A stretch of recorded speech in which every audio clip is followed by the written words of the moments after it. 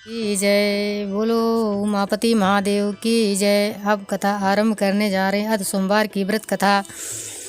एक साहूकार बहुत ही धनवान था। उसे किसी प्रकार की कोई कमी नहीं थी, परंतु पुत्र न होने के कारण वह अत्यानंद दुखी था।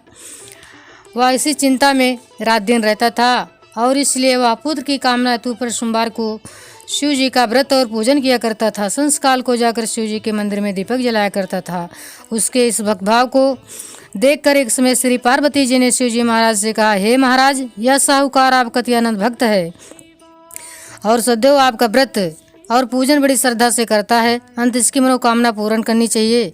शिव जी ने कहा, पार्वती, यह संसार कर्म क्षेत्र है। जिस प्रकार किसान खेत में जैसा बीज बोता है वैसा ही फल काटता है, उसी तरह इस संसार में जो जैसा कर्म करता है वैसा ही फल भोगता है। पार्वती ने अत्यानंद ग्राह से कहा कि महाराज, जब यह आपका ऐसा भक्त है और यदि इसको किसी प्रकार का कोई दुख है तो उसको दूर करना चाहिए, क्योंकि आप तो सदैव अपने भक्तों पर दयालु हैं, इनके दुखों को दूर करते हैं। यदि आप ऐसा नहीं करेंगे तो मन क्यों आपकी सेवा व्रत पूजन करेंगे। पार्वती का ऐसा ग्राह देख शिव जी महाराज प्रसन्न हो कहने लगे, हे पार्वती, इसके कोई पुत्र नहीं है। इसी पुत्र चिंता सती दुखी रहता है। इसके भाग में पुत्र न होने पर भी मैं उसको पुत्र की प्राप्ति का वर देता हूँ, परंतु वह पुत्र केवल 12 वर्ष तक जीवित रहेगा। इसके पश्चात वह मृत्यु को प्राप्त होगा और हम इसके लिए होगा, इससे अधिक मैं और कुछ इसके लिए नहीं कर सकता। सब साहूकार सुन रहा था, इससे उसको न कुछ प्रसन्नता हुई और न कुछ दुख हुआ। पूर्व तो ऐसे शिव जी महाराज का सोमवार व्रत और पूजन करता रहा। कुछ काल व्यतीत हो जाने पर साहूकार की स्त्री गर्भवती हुई और 10वें महीने उसके गर्भ से सुंदर पुत्र की प्राप्ति हुई। साहूकार के घर में बहुत खुशी मनाई गई, परंतु साहूकार ने उसकी केवल 12 वर्ष की आयु जान को अधिक प्रसन्नता प्रकट न की और न किसी को भी बतलाया। जब पुत्र 11 वर्ष का हो गया तो उस बालक की माता ने उसके पिता से उसके विवाह के लिए कहा, परंतु साहूकार कहने लगा, मैं अभी इसका विवाह नहीं करूंगा और काशी जी पढ़ने के लिए भेजूंगा। फिर उस साहूकार ने अपने साले तर्थ बालक की मामा को बुलाकर उसको बहुत सा धन देकर कहा, तुम इस बालक को काशी जी पढ़ने के लिए ले जाओ और रास्ते में जिस जगह भी जाओ वहाँ कराते दान देते तथा ब्राह्मणों को भोजन कराते जाओ।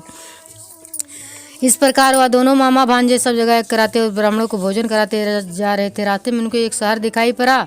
उस शहर के राजा की कन्या का विवाह था और दूसरे राजा का लड़का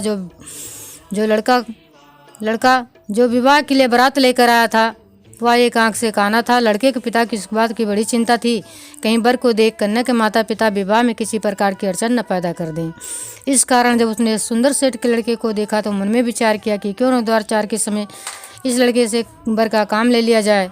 ऐसा विचार कर राजा ने उस लड़के और उसके मामा से भी कहा तो वह राजी हो गए और साहूकार के लड़के को स्नान याद करा, वर के कपड़े आभूषण पहना, घोड़े पर चढ़ा, दरवाजे पर ले गए और बड़ी शांति सब कार्य हो गया। अकबर के पिता ने सोचा कि यदि विवाह कार्य भी से लड़के से करा दिया जाए तो क्या बुराई है। ऐसा विचार कर उसके मामा से कहा, फेरों और कन्यादान का काम भी करा दें तो आपकी बड़ी कृपा होगी और हम इसके बदले में आपको बहुत सा धन देंगे। उन्होंने अभी स्वीकार कर लिया और विवाह कार्य बहुत अच्छी तरह से हो गया। परंतु जिस समय लड़का जाने लगा तो उसने राजकुमारी की चुंदरी के पल्ले पे लिख दिया, तेरा विवाह तो मेरे साथ हुआ है, परंतु जिस राजकुमार के साथ तुमको विदा करेंगे वह एक आंख से काना है और मैं तो काशी जी पढ़ने जा रहा हूँ। उस राजकुमारी ने जब चुंदरी पैसा लिखा हुआ पाया तो उसने राजकुमार के साथ जाने से इनकार कर दिया और कहा, या मेरा पति नहीं है, मेरा विवाह इसके साथ नहीं हुआ, तो काशी जी पढ़ने गया है। राजकुमारी के माता पिता ने अपनी कन्या को विदा नहीं किया और बारात वापस चली गई। उधर सेठ का लड़का और उसके मामा काशी जी पहुँच गए। वहाँ जाकर उन्होंने यज्ञ करना और लड़के ने पढ़ना शुरू कर दिया। जब लड़के की आयु 12 साल की हो गई तब एक दिन उन्होंने एक रचा रखा था कि उस लड़के ने अपने मामा से कहा, मामा जी आज मेरी तबीयत कुछ ठीक नहीं है। मामा ने कहा कि अंदर जाकर सो जाओ। लड़का अंदर जाकर सो गया और थोड़ी देर में उसके प्राण निकल गए। जब उसके मामा ने आकर देखा कि वह मर गया है तो उसको बड़ा दुख हुआ और उसने सोचा कि अभी मैं रोना पीटना मचा दूंगा तो यज्ञ का कार्य अधूरा रह जाएगा। तो उसने जल्दी से यज्ञ का कार्य समाप्त कर ब्राह्मणों के घर जाने के बाद रोना पीटना आरम्भ कर दिया। संयोगवश उस समय शिव जी महाराज और पार्वती जी उधर से जा रहे थे। जब उन्होंने जोर जोर से रोने पीटने की आवाज़ सुनी तो पार्वती जी शिव जी को गिरा करके उसके पास ले गए और सुंदर बालक को मरा हुआ देखकर कहने लगी कि महाराज ये तो उसी सेठ का लड़का जो कि आपके वरदान से पैदा हुआ था। शिव जी ने कहा पार्वती इसकी आयु इतनी थी सो भोग चुका। पार्वती जी ने कहा कि महाराज कृपा करके इस बालक को और आयु दो, नहीं तो इसके माता पिता तड़प कर मर जाएंगे। पार्वती जी किस प्रकार बार आग्रह करने पर शिव जी ने उसको वरदान दिया। शिव जी महाराज की कृपा से लड़का जीवित हो गया। शिव पार्वती का इलाज चले गए। बोलो शंकर भगवान की जय।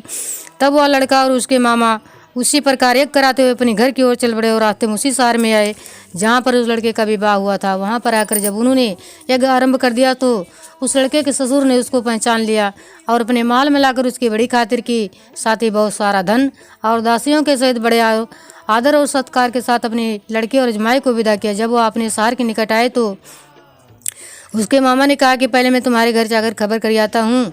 उस समय उसके माता पिता अपने घर की छत पर बैठे हुए थे और उन्होंने यह प्रण कर रखा था कि यदि हमारा पुत्र सकुशल घर आए तो राजी खुशी से नीचे आ जाएंगे, नहीं तो छत से गिरकर अपने प्राण दे देंगे। इतने में उस लड़के के मामा ने आकर यह समाचार दिया कि आपके पुत्र आ गया है, परंतु उनको विश्वास नहीं आया। तब उसके मामा ने शपथपूर्वक कहा कि आपका पुत्र अपनी स्त्री तथा बहुत सा धन लेकर आया है। तो श्वेत ने बड़े आनंद के साथ उनका स्वागत किया और वे बड़ी प्रसन्नता के साथ रहने लगे।